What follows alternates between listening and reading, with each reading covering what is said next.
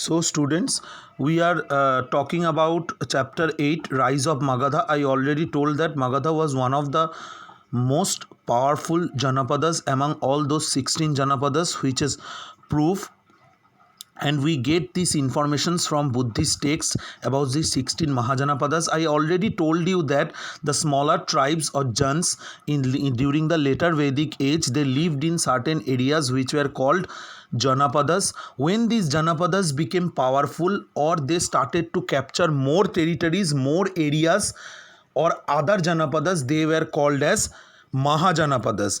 And in Mahajanapadas, their main target was to capture others' agricultural land so that they could collect more tax, so that they could have more soldiers, so that they could become powerful.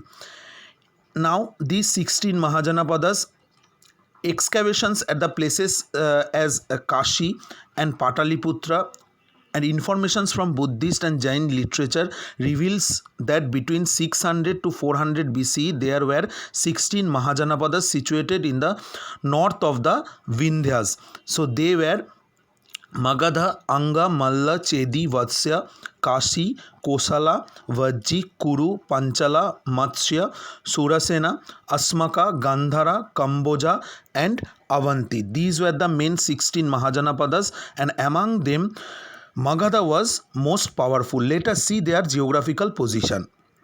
You can see in this map that starting from the right side of the map we can find Anga, then Magadha, at the top of Magadha Vajji, then Malla, Kashi, Kosala, then Panchala, Kuru, Matsya, Sursena, Vatsya, Chedi, there we can find, and Avanti and Asmaka. Asmaka was one of the most southern part, but most of the Mahajanapadas were the north of the Vindhyas, means mainly situated in the Gangetic plain, you can understand, and that's why we can judge that their main occupation was agriculture. You can find this in the north of India. You can see these 16 Mahajanapadas just at the southern part of Himalayas and in the northern part of